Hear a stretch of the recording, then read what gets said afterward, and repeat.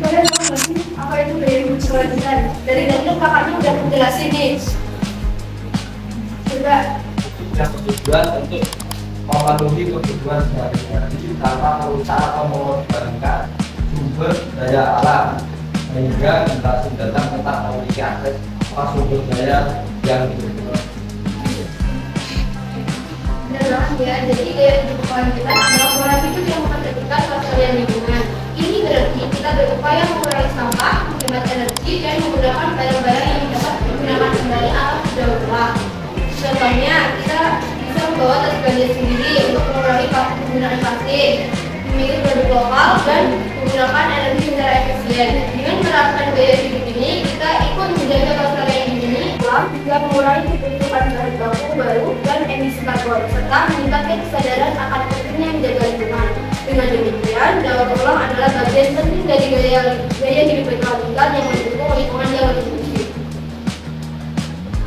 Oke, jadi karena kelompok kita itu mendapatkan limbah kayu, produksi total kayu kontraksi di Indonesia mencapai 2,6 juta per tahun dengan asumsi bahwa jumlah limbah yang terbentuk itu 54,24% dari produksi total. Maka dihasilkan limbah kontraksi kayu sebanyak 1,4 juta per tahun.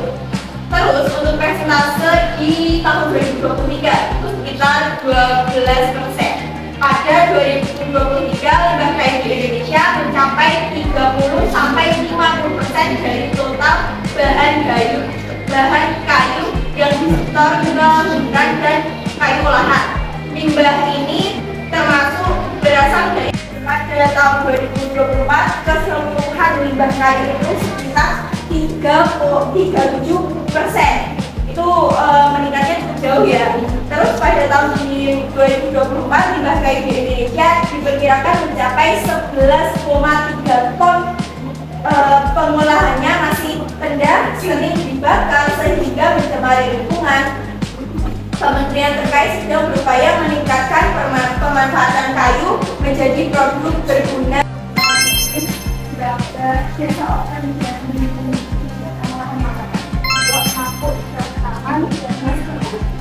Dampak dari banyaknya limbah kayu yaitu ada tiga, yaitu dampak bagi kesehatan, dampak bagi lingkungan, dan juga dampak yang ditimbulkan dari limbah. Dampak bagi kesehatan yaitu pembuangan limbah secara ilegal dapat mencemari badan air dan membahayakan kehidupan laut, sungai, dan sekitarnya. Limbah yang akan dibuang dapat berupa bahan kimia, bahan biologis, logam berat, air lanang, gas, atau bahan berbahaya lainnya.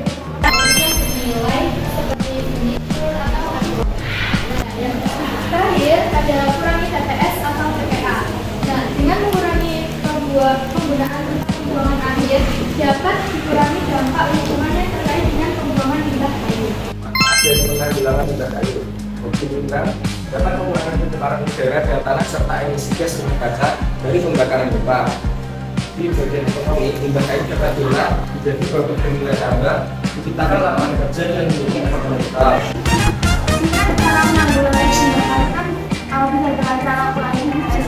Nah, apakah dengan cara mengurangi TPS ini efektif? Mungkin bisa disebutkan tentang TPS itu efektif enggak?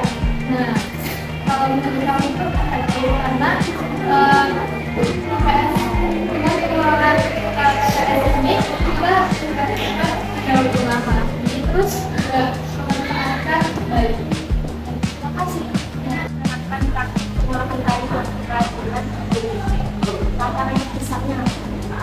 Sekarang tuh masyarakat tuh menganggap bahwa pengolahan limbah itu sangat susah ya, harus yang benar-benar bisa dibuat secara sederhana dan simpel. Contohnya seperti hiasan dinding itu bisa diolah simpel, sederhana, atau bisa dibuat seperti talenan, itu juga bisa.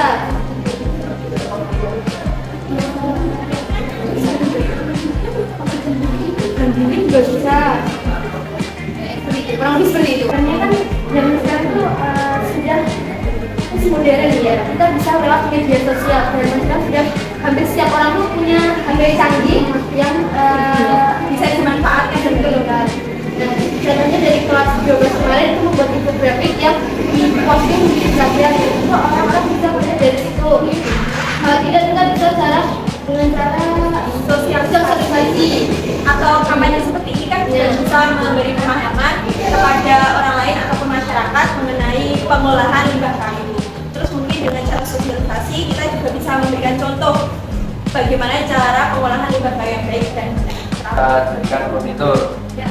Nah, pertanyaannya bagaimana cara memastikan bahwa penggunaan kayu dalam industri furnitur tidak berdampak buruk pada keanekaragaman hayati hutan. Apa menurut kalian penting untuk menjaga lingkungan, terutama pada limbah kayu? Kecelakaan mungkin limbah kayu di kayu ya. Oke, terima kasih kepada adik-adik semuanya. Kami akhiri.